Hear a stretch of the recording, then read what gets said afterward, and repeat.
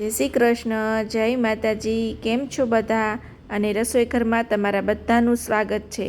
અને તમે બધા સબસ્ક્રાઈબરો અને વ્યૂવરો છે તો રસોઈ ઘર છે, કેમ કે રસોઈ ઘર તમારા બધા સબસ્ક્રાઈબરોના લીધે જ આગળ વધી રહ્યું છે. તો તમારા બધાનો દિલથી આભાર. તો આજે આપણે એકદમ સરસ એવી રેસીપી લઈ અને આવ્યા છીએ. અને આજે આપણે બનાવવાનું છે ભરેલા કેળાનું શાક. અને ચોમાસાની ઋતુમાં ખૂબ જ સારા એવા કેળા આવતા હોય છે, તો ત્યારે આ સબ્જી એટલે કે આ શાક વધારે બનાવવામાં આવે છે. અને કેળાનું સિલેક્શન છે એ તમારે આ રીતે કરવાનું છે. કેળાની છાલમાં એક પણ ડાઘી ના હોવી જોઈએ, ન બહુ પાકેલા કે ન બહુ કાચા. આવી રીતે એકદમ ચોખ્ખા કેળા હોય એવા આપણે લેવાના છે. અને એકદમ કડક કેળા હોવા જોઈએ, કેમ કે અહીંયા આપણે ભરેલા કેળાનું શાક બનાવવાનું છે, એટલે એ રીતના કેળા સિલેક્ટ કરવાના છે. ત્યારબાદ અહીંયા કોથમીર, ચણાનો લોટ, રેગ્યુલર મસાલો, મીઠું, ખાંડ, તેલ, એવી રીતે આપણે અહીંયા બધા મસાલા લઈ લેવાના છે. તો અહીંયા એક બાઉલમાં આપણે ચણાનો લોટ લીધો છે, એટલે કે બેસન લીધો છે. ત્યારબાદ એમાં આપણે મીઠું, તમારા ઘરમાં જે રીતે મીઠું ખવાતું હોય એ રીતે તમારે એડજસ્ટ કરી લેવાનું છે. ત્યારબાદ અહીંયા ખાંડ, કેમ કે આમાં છાલનો પણ ભાગ છે તો કેળાનું શાક મોળું ના પડે. અને પ્લસ અહીંયા આપણે રસાવાળા કેળાનું શાક કરી રહ્યા છીએ, એટલે થોડી ખાંડ લીધી છે. ત્યારબાદ હળદર પાવડર, ત્યારબાદ ધાણા જીરું પાવડર, ત્યારબાદ તમારા ઘરમાં જે રીતે તીખાશ ખવાતી હોય એ રીતે લાલ મરચું પાવડર. અને કેળાનું શાક મીઠું હોય છે તો થોડું લાલ મરચું પાવડર આગળ પડતું લેશું તો શાકમાં ખૂબ જ સરસ ટેસ્ટ આવશે. તો અહીંયા આપણે લાલ મરચું પાવડર લેવાનું છે. ત્યારબાદ કોથમીર અને ઉપરથી તેલ એડ કરશું. અને મસાલાને અહીંયા સારી રીતે આપણે મિક્સ કરી લેશું. કેળાને આપણે જ્યારે આવી રીતે છાલ સાથે શાક બનાવતા હોઈએ ત્યારે આ રીતે પાણીમાં 10 મિનિટ માટે એને પલાળી દેવાના છે. તો એના ઉપર કોઈ દવા છાંટી હોય કે કોઈ કેમિકલ હોય કે ધૂળ કચરો હોય એ બધું પાણીમાં સારી રીતે સાફ થઈ જાય. તો આ રીતે 10થી 15 મિનિટ આપણે કેળાને પાણીમાં પલાળી દેવાના છે. ત્યારબાદ આ રીતે મીડિયમ સાઇઝના અહીંયા આપણે ટુકડા કરી લીધા છે. એક કેળાના 2 પીસ પણ તમે કરી શકો છો, પણ અહીંયા હું મીડિયમ એવા પીસ કરું છું, કેમ કે એ આપણે ખાવામાં પણ સારું પડે અને પ્લસ આપણે સબ્જીને જ્યારે ભરશું ત્યારે પણ સારું પડે. અને તમે આખું કેળું હોય ત્યારે પણ એને કટ કરી અને ભરી શકો છો અને પછી પણ પીસ કરી શકો છો. પણ અહીંયા મેં બધા કેળાના આવી રીતે એક સરખા પીસ કરી લીધા છે.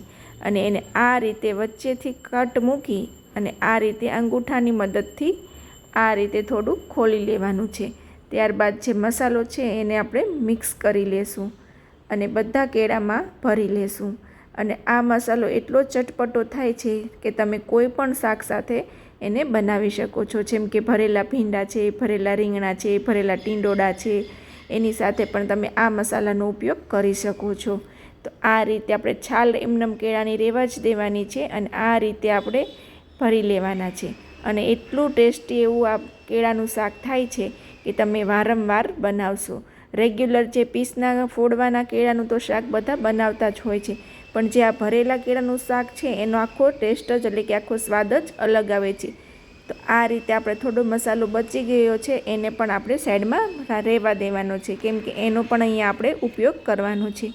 તો આ રીતે આપણે એક કઢાઈમાં તેલ ગરમ કરવા મૂકશું. તેલ સરસ ગરમ થઈ જાય એટલે એમાં આપણે હિંગનો વઘાર કરશું. અહીંયા આપણે રાઈ જીરુંનો ઉપયોગ નથી કરવાનો, ખાલી હિંગમાં જ આપણે આ કેળાને વઘારવાના છે. ત્યારબાદ જે ભરેલા કેળા છે એક પછી એક આપણે એને આ રીતે મૂકી દઈશું. અને કેળાના શાકને અહીંયા આપણે હલાવવાના કે મિક્સ કરવાનું નથી. આ રીતે ખાલી બધા કેળાને સારી રીતે ગોઠવી દેવાના છે, કેમ કે એ એકદમ સોફ્ટ હોય છે ને એકદમ સરસ ગળેલા હોય છે. તો એને આ રીતે તમે બહુ મિક્સ કરશો તો એ તૂટી જશે અને મસાલો બધો બારો વહી આવશે, તો એ શાક ખાવામાં સારું નહીં લાગે. પછી જે વધેલો મસાલો છે એને આ રીતે આપણે ઉપર છાંટી દઈશું, જેથી કરી અને છાલમાં પણ મસાલો ખૂબ જ સરસ ચડી જાય.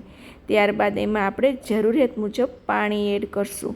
અને જો તમારે સૂકું કોરું શાક ખાવું હોય તો તમારે પાણી એડ નહીં કરવાનું. આજે પણ મેં રસાવાળા કેળાનું શાક બનાવ્યું છે એટલે મેં અહીંયા પાણીનો ઉપયોગ કર્યો છે, કે અમારા ઘરમાં બધાને આવી રીતે રસાવાળા ભરેલા કેળાનું શાક બહુ જ ભાવે છે, એટલે આ રીતે. અને તમારા ઘરમાં જો ડ્રાય શાક ભાવતું હોય તમારે એમાં પાણીનો ઉપયોગ નથી કરવાનો. ખાલી ઉપરથી ડ્રાય મસાલો એડ કરી અને સારી રીતે મિક્સ કરી અને એને તમે સર્વ કરી શકો છો. પણ અહીંયા આપણે રસાવાળા ભરેલા કેળા બનાવી રહ્યા છીએ એટલે અહીંયા આપણે પાણીનો ઉપયોગ કર્યો છે. તો અહીંયા આપણે એને 2 થી 3 મિનિટ માટે ચડવા દેવાનું છે, જેથી કરી અને રસો એકદમ સરસ ઘટ થઈ જાય. તો 5 મિનિટ ચડ્યા પછી આપણે જોઈ શકીએ છીએ કે એકદમ સરસ ઘટ રસો તૈયાર છે. અને આ રીતે મેં એને સર્વિંગ બાઉલમાં સર્વ કરી લીધું છે. તો ચોક્કસથી એકવાર તમારા ઘરે તમે ટ્રાય કરજો. તમને બધાને આ ભરેલા કેળાનું શાક ખૂબ જ પસંદ આવશે. અને ખાસ કરી અને ચોમાસાની ઋતુમાં ખૂબ જ સારા એવા પ્રમાણમાં અને ખૂબ જ ચોખ્ખા અને સારા કેળા આવતા હોય છે. તો આ રીતે તમે ભરેલા કેળાનું શાક કરશો તો તમને ખૂબ જ ભાવશે. અને આ વિડીયો તમે કયા ગામથી કયા શહેરથી જોઈ રહ્યા છો એ પણ મને જણાવજો. અને કોમેન્ટ કરી અને એ પણ જણાવજો કે તમે કેળામાંથી કઈ કઈ રેસીપી બનાવો છો અને કેવું શાક બનાવો છો. તો મળશું આવી જ નવી રેસીપી સાથે, આવા જ નવા સ્વાદ સાથે. ત્યાં સુધી આવજો. જય શ્રી કૃષ્ણ, જય માતાજી. અને તમારા બધાનો દિલથી આભાર કે રસોઈ ઘરને તમે આટલું આગળ વધારી રહ્યા છો. તમે છો મારા સબસ્ક્રાઈબરો, વ્યૂવરો, ત્યારે મારું રસોઈ ઘર આગળ વધી રહ્યું છે. તો દિલથી આભાર.